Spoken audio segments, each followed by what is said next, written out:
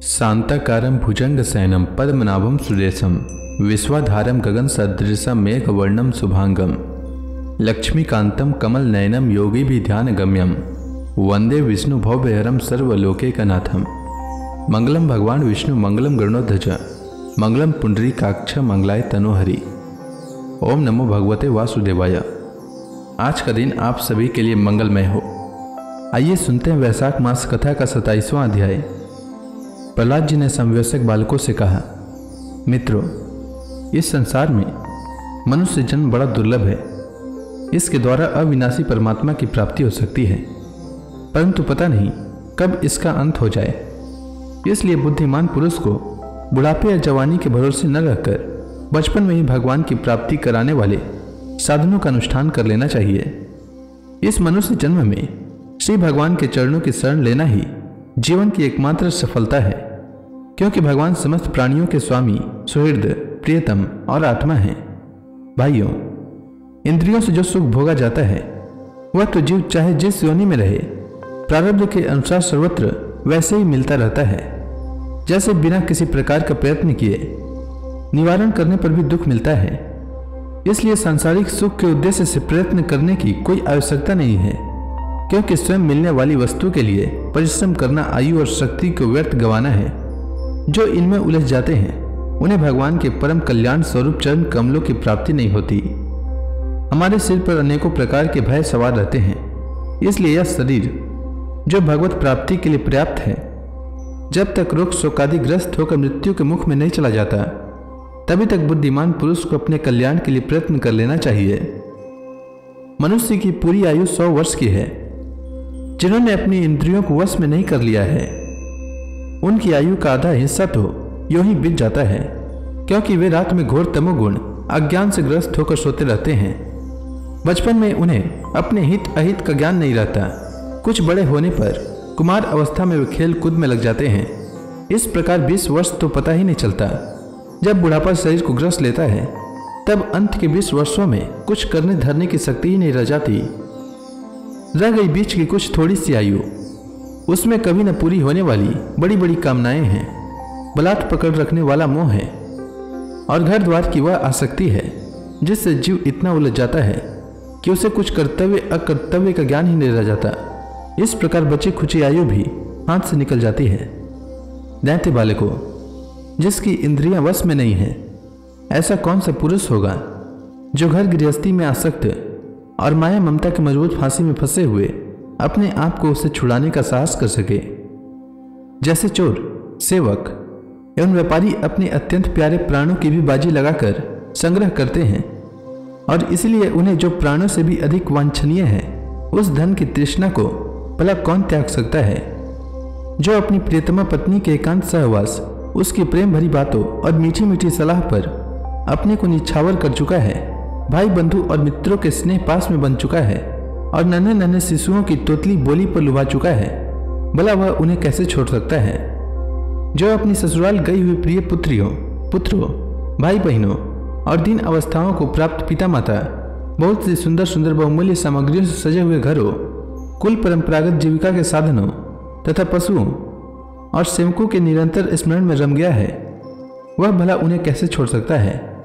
जो जनेंद्रिय और रसेंद्रिय के सुखों को ही सर्वस्व मान बैठा है, जिसकी भोग वासनाएं कभी तृप्त नहीं होती, जो लोभवश कर्म पर कर्म करता हुआ रेशम के कीड़े की तरह अपने को और भी कड़े बंधन में जकड़ता जा रहा है और जिसके मोह की कोई सीमा नहीं है, वह उनसे किस प्रकार विरक्त हो सकता है और कैसे उनका त्याग कर सकता है। यह मेरा कुटुंब है, इस भाव से उसमें वह इतना रम जाता है कि उसी के पालन पोषण के लिए अपनी अमूल्य आयु को गवा देता है, और उसे यह भी नहीं जान पड़ता कि मेरे जीवन का वास्तविक उद्देश्य नष्ट हो रहा है। भला इस प्रमाद की भी कोई सीमा है। यदि इन कामों में कुछ सुख मिले तो भी एक बात है, परंतु यहाँ तो जहाँ जहाँ वह जाता है वहीं वहीं दैहिक, दैविक और भौतिक ताप उसके हृदय को जलाते ही रहते हैं, फिर भी वैराग्य का उदय नहीं होता। कितनी विडंबना है। कुटुंब की ममता के फेर में पड़कर वह इतना असावधान हो जाता है, उसका मन धन के चिंतन में सदा इतना लवलीन रहता है कि वह दूसरे का धन चुराने के लौकिक पारलौकिक दोषों को जानता हुआ भी कामनाओं को वश में न कर सकने के कारण इंद्रियों के भोग की लालसा से चोरी कर ही बैठता है। भाइयों, जो इस प्रकार अपने कुटुंबियों के पेट पालने में ही लगा रहता है, कभी भगवत भजन नहीं करता, वह विद्वान हो तो भी उसे परमात्मा की प्राप्ति नहीं हो सकती, क्योंकि अपने पराये का भेदभाव रहने के कारण उसे भी अज्ञानियों के समान ही तमः प्रधान गति प्राप्त होती है। मित्रों, भगवान को प्रसन्न करने के लिए कोई बहुत परिश्रम या प्रयत्न नहीं करना पड़ता, क्योंकि वे समस्त प्राणियों की आत्मा हैं और सर्वत्र सबकी सत्ता के रूप में स्वयं सिद्ध वस्तु हैं। ब्रह्मा से लेकर तिनके तक छोटे बड़े समस्त प्राणियों में, पंचभूतों से बनी हुई वस्तुओं में, पंचभूतों में, सूक्ष्म तन्मात्राओं में, महतत्वों में, तीनों गुणों में और गुणों की साम्यावस्था प्रकृति में एक ही अविनाशी परमात्मा विराजमान है। वही समस्त सौंदर्य, माधुर्य और ऐश्वर्यों की खान है। वही अंतर्यामी दृष्टा के रूप में है और वही दृश्य जगत के रूप में भी है। सर्वथा अनिर्वचनीय तथा विकल्प रहित होने पर भी दृष्टा और दृश्य, व्याप्य और व्यापक के रूप में उनका निर्वचन किया जाता है। वस्तुतः उनमें एक ही विकल्प नहीं है। वे केवल अनुभव स्वरूप, आनंद स्वरूप एकमात्र परमेश्वर ही है। गुण में सृष्टि करने वाली माया के द्वारा ही उनका ऐश्वर्य छिप रहा है। इसके निवृत्त होते ही उनके दर्शन हो जाते हैं। इसलिए तुम लोग अपने दैत्यपन का, आसुरी संपत्ति का त्याग करके समस्त प्राणियों पर दया करो, प्रेम से उनकी भलाई करो। इसी से भगवान प्रसन्न होते हैं। आदि नारायण अनंत भगवान के प्रसन्न हो जाने पर ऐसी कौन सी वस्तु है जो नहीं मिल जाती। लोक और परलोक के लिए जिन धर्म, अर्थ आदि की आवश्यकता बतलाई जाती है, वे तो गुणों के परिणाम से बिना प्रयास के स्वयं ही मिलने वाले हैं। जब हम श्री भगवान के चरणामृत का सेवन करने और उनके नाम गुणों का कीर्तन करने में लगे हैं, तब हमें मोक्ष की भी क्या आवश्यकता है। योग शास्त्रों में धर्म, अर्थ और काम, इन तीनों पुरुषार्थों का भी वर्णन है। आत्मविद्या, कर्मकांड, न्याय, दंड नीति और जीविका के विविध साधन, ये सभी वेदों के प्रतिपाद्य विषय हैं। परंतु यदि ये अपने परम हितैषी परम पुरुष भगवान श्री हरि को आत्मसमर्पण करने में सहायक हैं, तभी मैं इन्हें सत्य मानता हूँ, अन्यथा ये सब के सब निरर्थक हैं। यह निर्मल ज्ञान जो मैंने तुम लोगों को बतलाया है, बड़ा ही दुर्लभ है। इसे पहले नर नारायण ने नारद जी को उपदेश किया था, और यह ज्ञान उन सब लोगों को प्राप्त हो सकता है जिन्होंने भगवान के अनन्य प्रेमी एवं अकिंचन भक्तों के चरण कमलों की धूलि से अपने शरीर को नहला लिया है। यह विज्ञान सहित ज्ञान विशुद्ध भागवत धर्म है।